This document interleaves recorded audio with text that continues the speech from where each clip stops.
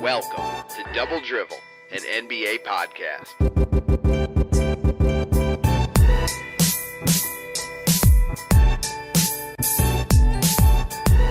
Hello and welcome to another episode of Double Drivel. We are a weekly podcast offering a fan's perspective on the news and issues surrounding the NBA. Thank you for joining us. My name is Greg and I'm joined as always by my co-host JT. You can find us on Twitter at Double Dribblers or email us at doubledrivelpodcast@gmail.com. JT, what up, my friend? Happy day after Christmas, Mr. Greg. A happy day after Christmas to you too. Did you have a nice day? Wonderful. A blessed day. How about you? I had a blessed day with my family, and it was just a lovely day. And we got a little blessed. snow here, too. We got a little snow here. Yeah, a couple inches. So it was a very white Christmas. Roads were still great. Beautiful day. No chains needed in the tires? No chains, no nothing. No. I did have to wake up, open my presents, and go snow blow the driveway, though, which was just about as shitty as I guess a morning can go. Do you remember the movie where the character says your mother was a snowblower? No. I do. What movie? Short Circuit. Oh, I watched that movie all the time, too, when I was little. I don't remember lines. How do you remember a line from Short Circuit? I don't know. The movie where they had the white guy playing the Indian. It wouldn't happen now. Just wouldn't happen. All right, but what is going to happen is we got some good stuff today. We have the Lakers, Kentavious Caldwell-Pope getting in a little bit of trouble. Enes Kanter also facing some trouble also. Joel Embiid injured, shocking. Magic and Isaiah making up Utah Jazz and their new jerseys. But we're going to start with Lavar Ball and his new basketball league that he's proposing. It's called the JBA. JT, what do you think about the JBA? JBA will be a startup league. It'll give players an option that is not the NBA and is not the NBA Developmental League, the G League. It will be a domestic league, so players wouldn't have to go to Europe if they wanted to get a taste of like semi-pro basketball. Because he sent his two kids to Lithuania. Yeah, what's up with that? You send your kids to Lithuania, and then in the meantime, do they keep playing there while you start up this other thing? Anyway, let's not get off track. This seems like a very shady kind of production for me. He's saying he's going to pay these guys between $3,000 and $10,000 a month, which is, decent money for a semi-pro basketball player. But I don't know what. I don't see the big picture. I'm having a real hard time seeing how this would prosper. What do you think? I mean, I guess there's probably a market for such a thing because there's a lot of kids that don't want to have to go deal with the NCAA and go to college, and that's not what they're looking to do. They just want to play basketball. But this is not the guy to do it. There's a lot of people that could have come up with the league, and there's a lot of things that could be done. I don't know if I'm jumping in with Lavar Ball and his basketball league. And that's a lot of money to be paying these guys. So How much money do you think it takes to start up something like this? Like, just like a guess. I have no idea. I mean, it'd have to be at least 10 or 20 million, I would think, right? Because you got to get a certain amount of salaries, you got to rent courts and what arenas or whatever you need to play and practice facilities. I mean, there's coaches and trainers, insurance. I mean, there's a lot of fucking shit to pay for. All right, real quick. We'll buzz through this real quick. All right, so you're saying you're going to pay these guys between $3,000 and $10,000 a month. Let's say the average is $6,000 a month per player. How many players you got in this team? Between 10 and 15, probably? Let's say it's 12. Well, let's say 12. There you go. Okay. $72,000 a month in payroll just for the players. Yes. On one team. One team. How many teams? Oh, man. Yeah, this gets expensive so fast. And then it gets incredibly expensive. Ooh. Yeah, I don't know. I don't think it's a good idea. I think we should just not do this. And what about the best part, where Lonzo is the silhouette for the logo? Christ. Lonzo with the stupid fro, not like before he got the more crew cut style with like the weird squarish fro. That's the. What did I call him the other day? Frozo? That was the logo? Was the Frozo logo? That was a good one. But right, I don't know if that's the official logo, but that's definitely one of the mock-ups that was getting passed around. It's pretty bad. That's great. Well, good for them. They're trying to make every dollar they can, but this seems like a way to lose a lot of money, not make a lot of money. Unless it's somebody else's money, then, whatever, have at it. Somebody's dumb enough to give him however much it's going to take to do this. God bless him. One last thing. If this thing does get off the ground, is there any way that you think he would try to tie in like a Big Baller Brand exclusive like footwear deal? So like if you're playing in this league, you're wearing these shoes. I almost without a doubt. What do you mean, would he? I mean, I don't even think that's up for debate. I think that's just a good idea. I can't believe I didn't think of that. Good for you for thinking of that. I mean, but can you force every player to wear one? Of course you can. There's teams that are sponsored by Nike in college. I think the players have to wear Nikes. But that's team to team, or is that through the whole league? If they're sponsoring your whole league, I mean, I'm sure there's a way. The NBA, every team has Nike jerseys. Money will make it happen. If you want something to happen, you can pay enough to make anybody wear anything you want. Yeah. All right. Enough on that. Yes, because we're going to move on to something I know we both enjoy, and that is a good arrest. And even a better story is when it involves an NBA team who I don't think is handling this correctly. And this is Kentavious Caldwell-Pope, who was arrested while he was still a member of the Detroit Pistons. But now he is a member of the LA Lakers, and he recently had was it a probation issue, JT? Yeah, it's a probation violation. They were non-specific about it, but it had something to do with him checking in regularly for certain alcohol and substance screening. So either he missed an appointment or something else like that along those lines. So that's a probation violation, and they got him for it. So the sentence is 25 days in the can. And wow, they really threw the book at him. And the Lakers are just letting it ride. So he's playing for the Lakers while he's serving the sentence. That's awful. So he can't go to away games. He can go to home games and practices, but he can't. But after those are done, he has to check back in to the Who's Cow. So this can just happen again after this 25-day issue is taken care of, and he does what he has to do, and he gets back that he can travel with the team again. But if he misses another appointment, we're back to this same issue. So the Lakers are really just, I feel like they're enabling this with this kind of behavior. He should be off the team for the 25 days. I don't even know what we're talking about here.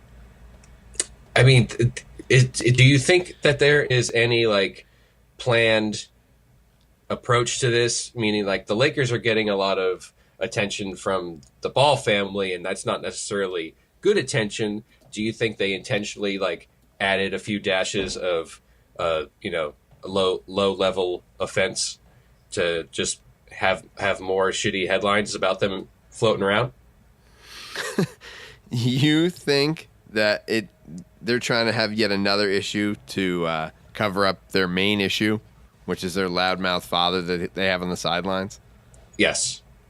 That's my idea. I don't know if that's what they're up to, but that's just my idea. Yeah, I mean, that would be smart to do something else, because, I mean, that guy is a tire fire having Lavar Ball around. So yeah, it's just a disaster. So I'm not sure what the Lakers' plan, though, is, because even last night in the game, or it may have been the night before at this point, they had Pope taking the final shot of the game. I mean, this is not somebody that they're just throwing out and not using. I mean, if he's around, they are actively using him. It's not even like he's riding the bench. Mm-hmm. So I don't know what they're thinking. Do you think that maybe it's a case of they're kind of leaning on him during this time where they're not feeling so secure in the players that they have other than him, as far as tenure and just being there before, something like that, maybe? I don't know. If the guy was so responsible, would he have been missing his appointments? So that's trying to balance all this out in my head. Yeah. And I guess, not to argue with myself, but it doesn't make much sense to we need the veteran leadership of this guy who's serving time to lead our team. Exactly. That was my point. That, is this the person that you're gonna put all your hopes on? All right, everybody, get in with Pope here. Nah, just not good. And shame on you, Lakers. Transitioning to another story that involves prison. Enes Kanter is facing 4 years in a Turkish prison for talking some trash to the Turkish president on Twitter way back in May. They finally came around to leveling some charges against him for it. And what do you think? Enes doesn't seem very scared. He doesn't seem to care at all. He seems to be making a joke out of it. But does the phrase Turkish prison terrify you? Any prison scares me. International prison terrifies me. This is it. Kanter is taking it in stride, yes, but this is actually some pretty serious shit. It seems. The term they're looking for, Greg, is 4 years, 8 months, stemming from comments made on Twitter towards Turkey's president and someone that Kanter has referred to as the Hitler of our century. And also, back in May, they detained him at the Romanian airport because the government had his passport canceled. So it seems like they're actively interested in getting him in a Turkish prison. And Kanter himself says if he gets shipped back to Turkey and jailed, he'll be dead within days.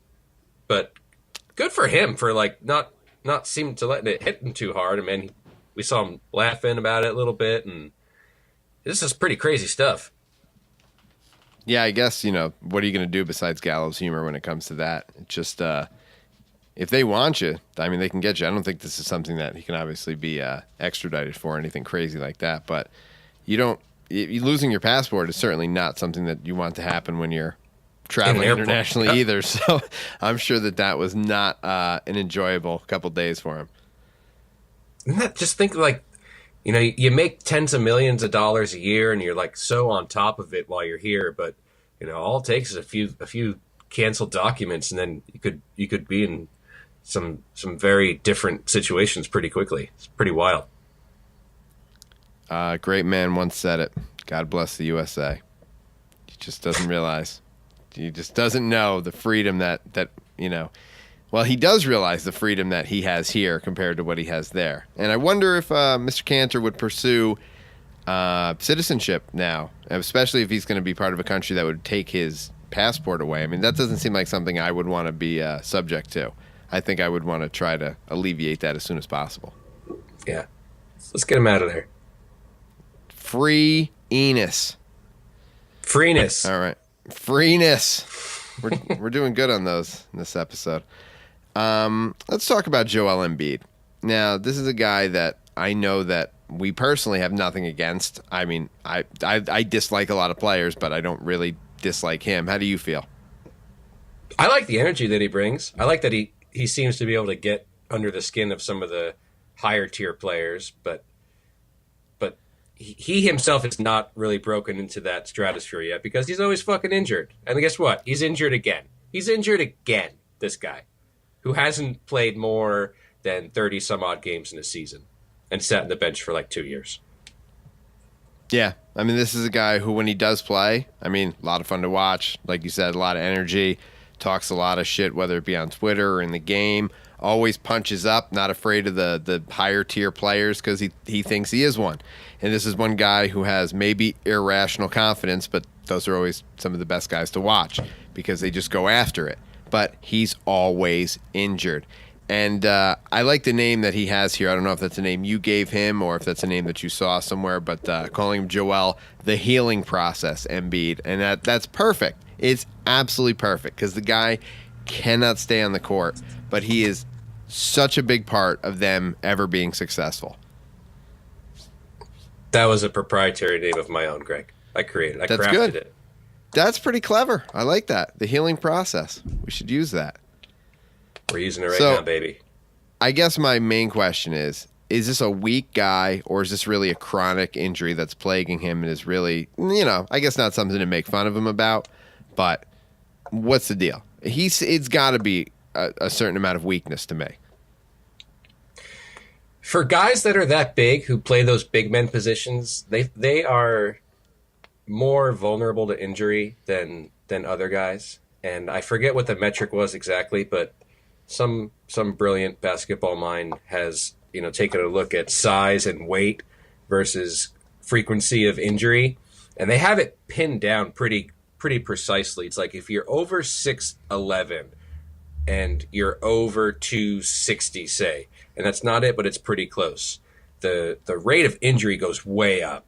So at that point, you need to become more conditioned, and I would say that like flexibility and things like that are going to play a big part in your longevity as a healthy player. So being to summarize, like being a big man, you're more vulnerable. So I think you need to work a little bit harder on your off the court stuff, your conditioning and things like that, so that you're getting ahead of those injuries that you're susceptible to. A lot of stress in the frame.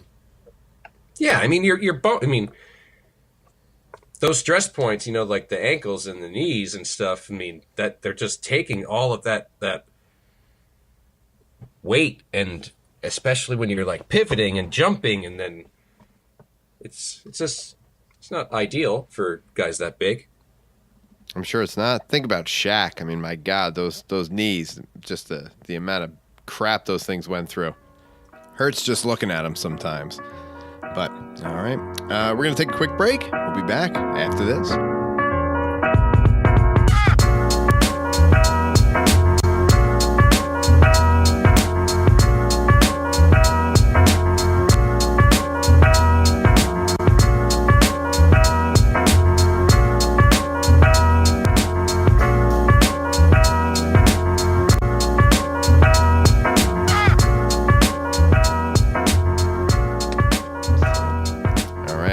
We have a feel-good story now, which we don't often have either. This is Magic Johnson and Isaiah Thomas, who have had beef going on since the early 90s. And I wasn't entirely aware of this. Like, I didn't know that it was really them two that were close and then had such a falling out that it kept Isaiah off the dream team.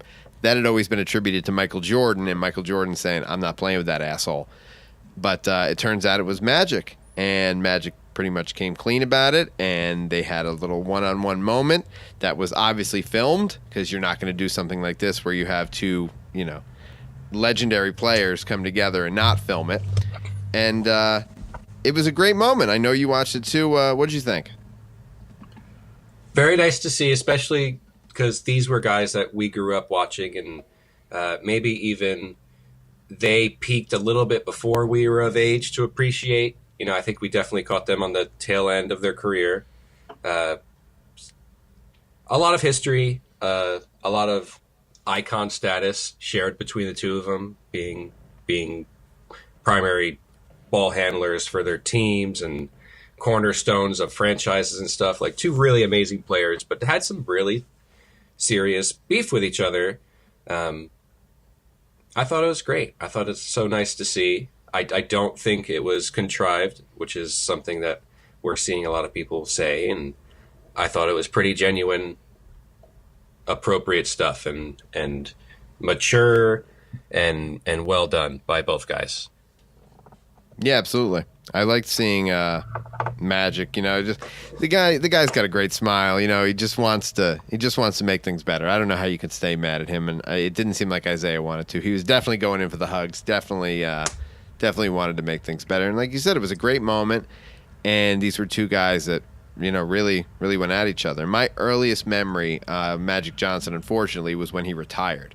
I remember waking up and watching SportsCenter one morning and seeing that he retired, but I don't really have a lot of memories before that. I don't recall him winning the titles. The earliest ones that I can really remember are the Bulls' runs of titles. I don't remember a lot of basketball championships before those. But, yeah, it was definitely a good moment for those two. And I always think when I see Magic, that guy's got to smell good, right? You just look at him. He's got to smell good. Me? Isaiah Thomas got to smell good too, though, Greg. I'm sure, but I don't look at him and think that. I always think Magic. Magic's a big, happy guy. Just something about it. He says, that guy smells good.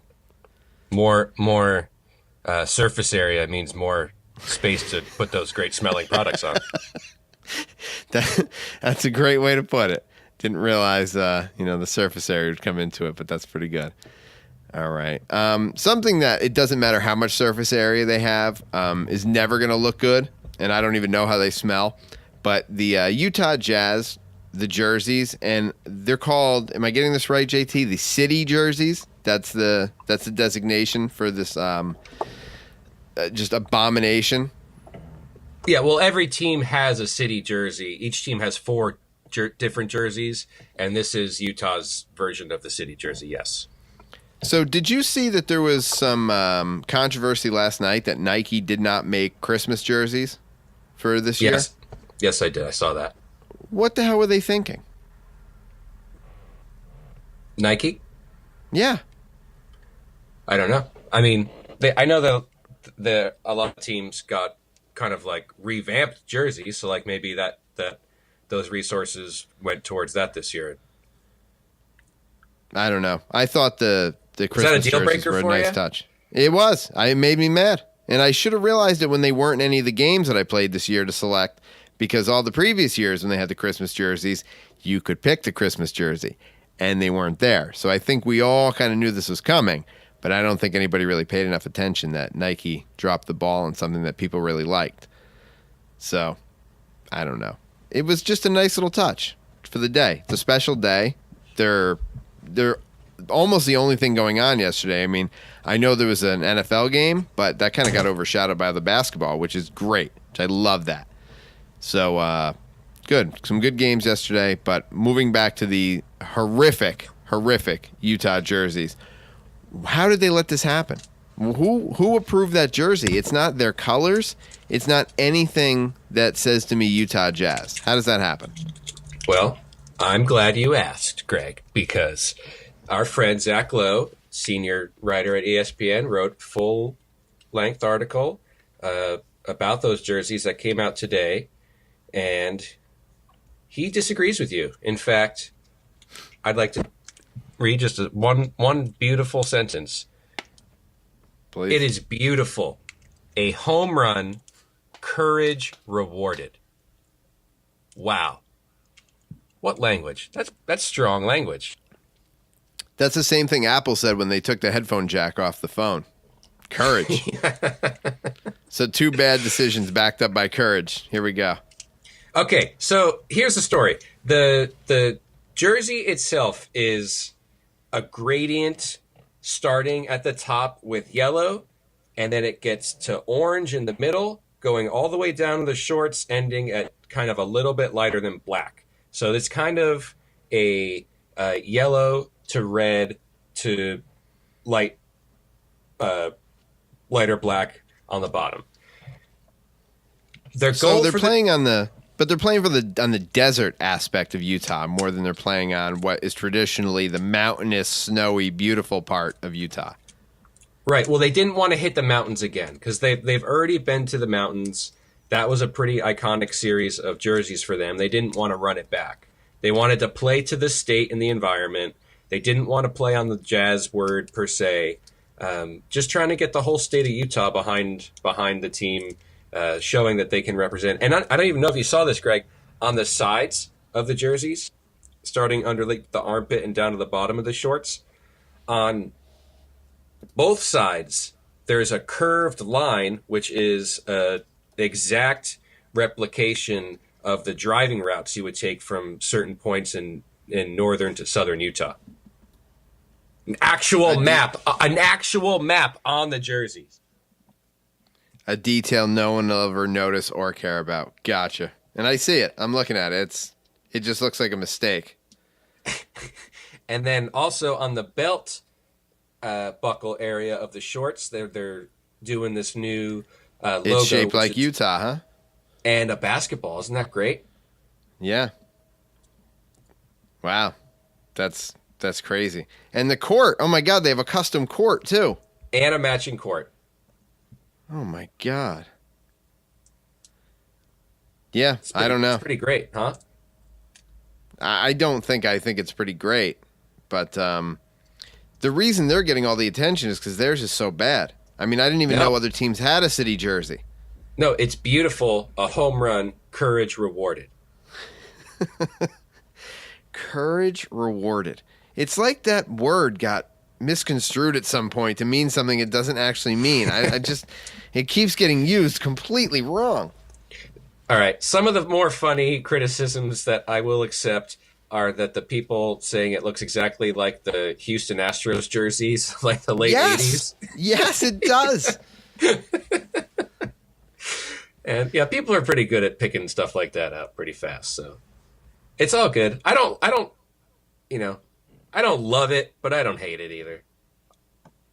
I just feel like you could have used the color scheme you already had and done all that same shit with the map and the bullshit and the state, the crotch area state basketball thing. Like, it's just they could have fixed that. Could have been done. You're gonna love this though. You know what they like to call this one on the inside, Greg? I can't imagine.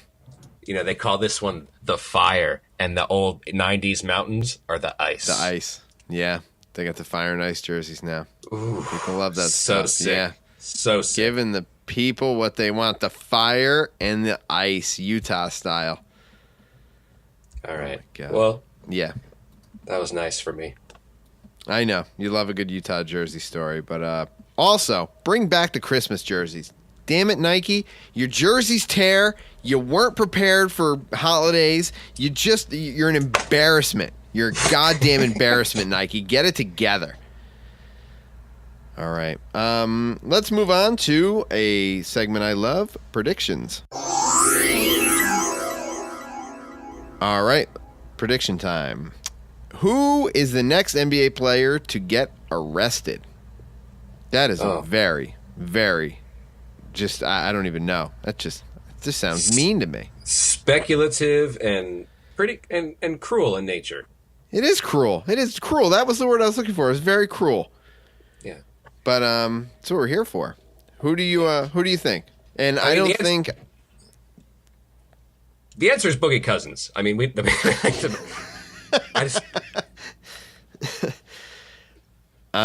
I get Pope? Can I get some good odds on Pope for a probation issue? Yeah. Ooh. I think there's good money on that. Within There 6 always months, is. Pope. Oh yeah, probation's easy to get you on. I mean, that's where they always get you. It's like lying to the FBI. I mean, there's just things that they get you on. Just it doesn't even matter. Once they got you, they got you. No, I got to stay with my gut and go Boogie. Going Boogie. All right. Well, just because I did so much research about the guy, I think Pope's got my vote. But Boogie, poor Boogie. I don't know if Boogie's a good guess, but but he's the right answer. It could very well be the right answer. That's great. All right. Well, that just about does it. Another great episode, JT. What a nice Christmas treat this has been. It was a wonderful Christmas treat, and thank you at Christmas time to all the listeners and everybody, and say thank you for making it a wonderful first 15 episodes, and we got a lot of season left, and we'll have a lot of fun from this point to come.